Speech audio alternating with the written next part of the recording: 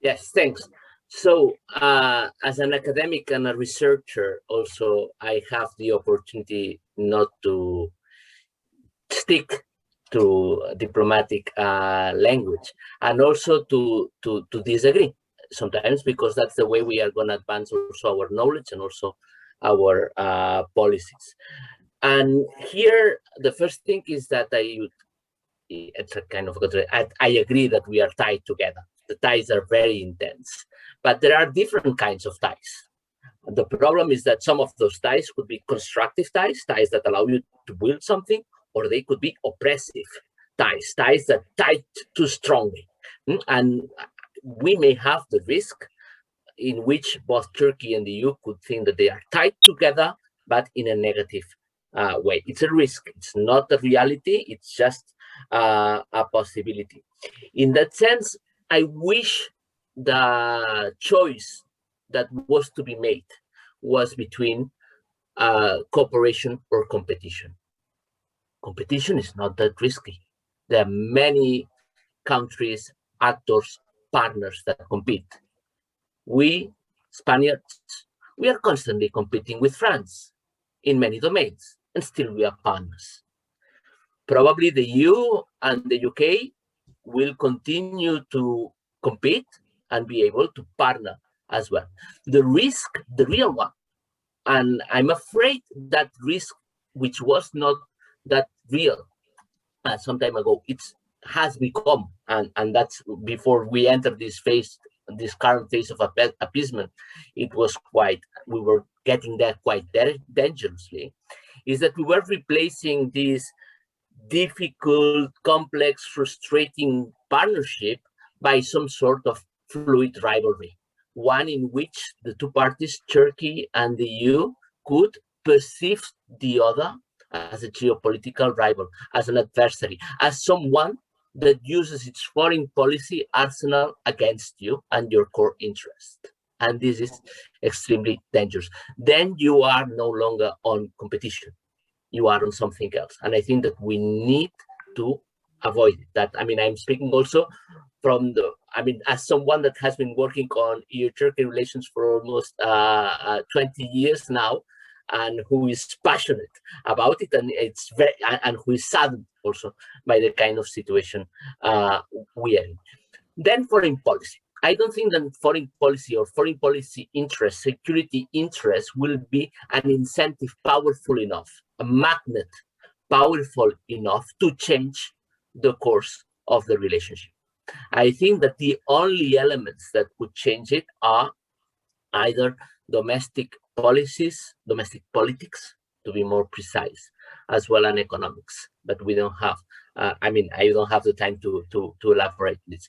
I would say it's quite the opposite. Foreign policy and security cooperation is a hostage of deteriorated EU-Turkey relations when this happens. Take, for instance, the case of EU-NATO cooperation. We were able to cooperate when we were in the golden years of the EU-Turkey relations, and it had become far more difficult the moment the relations got strained. We could have, in other circumstances, cooperated much more on common interests of democratizing and stabilizing the Middle East and North Africa. We did not. I mean, it was, even if it was, if you want, a core interest of both, because it's our shared neighborhood, the tone of the relations impeded this kind of cooperation. And this perception gap on how each other perceives, and there are differences within Turkey and also within the EU, obviously. These are not two homogeneous blocks, neither Turkey nor the EU, but this perception gap about how cooperative or how adversarial the other is, unfortunately, I think that has increased. And probably, the very interesting remarks by Ambassador Akçapar on Syria. I'm sure that if we were listening some European ambassadors about their diagnosis of the situation in Syria and the consequences of the Turkish policies in Syria, that could be completely different. So there is here a big gap, and we need to bridge somehow this gap. There are opportunities. there are risks as well. Let me start with the risks so that I can finish with some more sweet note. The risks is one, I mean, as I said, in which this rivalry, it's no longer fluid, but becomes more structural. And also one in which the EU, some of its member states, as well as in Turkey, gets embedded in the dangerous games of alliances and counter-alliances of the Middle East, where the zero-sum game prevails, or the negative-sum game even, where you accept to lose if your rival loses even more. And the other risk is that this relationship of ours, our relationship, is a hostage also of extra-regional interests. I mean, of people that have stakes in promoting EU-Turkey divorce or lack of cohesion within it. The opportunities.